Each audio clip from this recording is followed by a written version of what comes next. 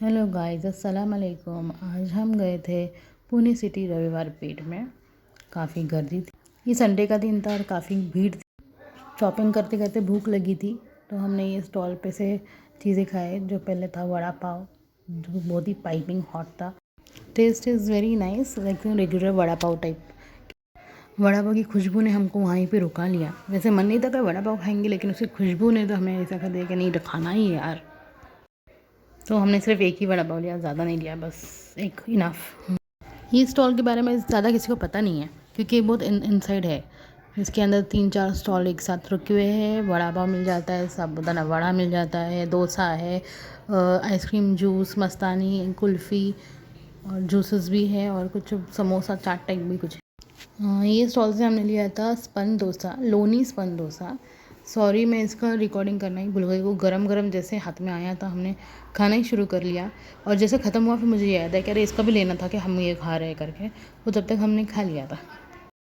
और जितनी भीड़ थी ना, तो हर एक स्टॉल पे 10-10, 15-15 मिनट का वेटिंग था।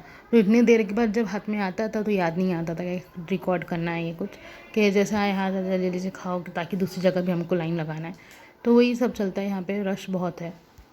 फिर हमने ये डोसा खाया, वड़ा पाव एक ही खाया था, डोसा खाया। फिर डोसा के बाद मेरे को खाना था ये sabudana vada. It's my favourite. घर पे भी बनता है लेकिन यहाँ का खाने का बहुत ज़्यादा टेस्ट अलग ही होता है। इसे गरम गरम बना रहे थे भैया। और यहाँ का एक ये है कि जो भी हमने लिया था, वड़ा पाव, डोसा, साबूदाना वड़ा, ये सब 50 रुपीज़ था प्लेट। जिसमें सिर्फ 25 रुपीज़ वन वड़ा पाव था।